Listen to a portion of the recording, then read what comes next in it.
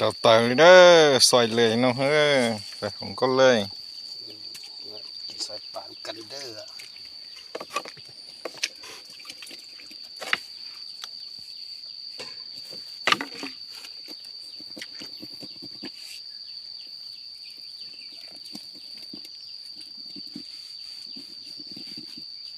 เมื่อวานก็ซอยตัวซ้ำนี่แหละโอ้ไอตัวเย็นต้นซอยเป็นเละหมดเละ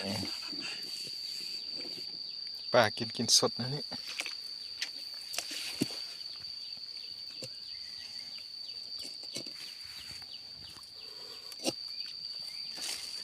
คือแบบค่อยกับเมียค่อยมาเอาคักสายเลียวยามขึ้นเมื่อได้4 ตัวได้ตัวโลหมดเลย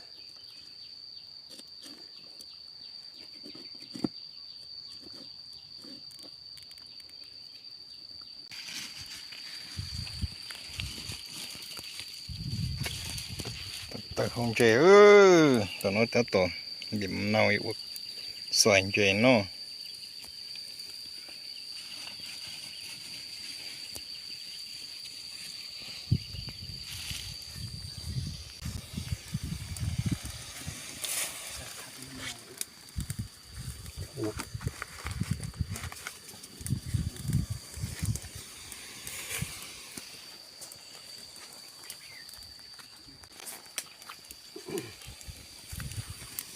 มันก็เขาจะต้องเขาปดชาปักครึ่งต่อยังไม่รู้เกี่ยวกับซอยเลย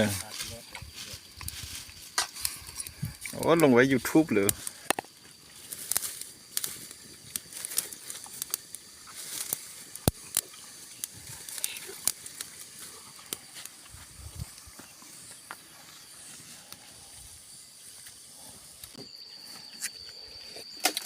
ต้องเดี๋ยวแช่ตัว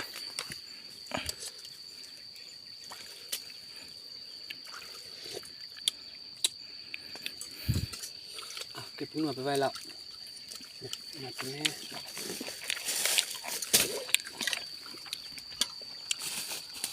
ง่ายได้ปะนี่นะเขาดูไหมกักกัน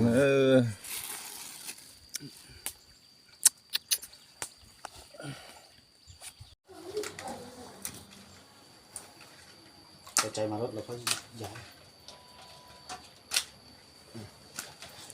กำลังปั่นพูดเด้อผู้หนึ่งจะได้ผู้หนึ่งยังบ่ได้ก็จะได้7-8 โลทันทีตัวจริงสิดูตัวนี้ก็ยากนะตามตัวพอดีมาหรอก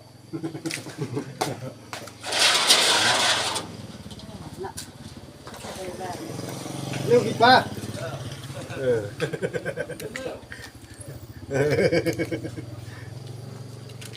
พอกันเต้นี่เนาะ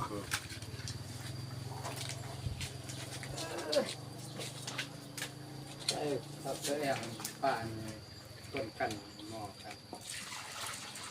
ใช่แล้วชอบกับทราบเลยสวยก็อยากจะตกได้คุยจะจับมาสร้างตัวแล้วก็จะใหญ่เลยสักเอ็นหมดเขาเนี่ยใช่ไหมแบ่งกองหนึ่งไว้นี่แล้วกองหนึ่งสะพานมันตัวน้อยมันจะเริ่มสะแล้วไม่เลยจับไปยังเอารถแรกคุณจับไป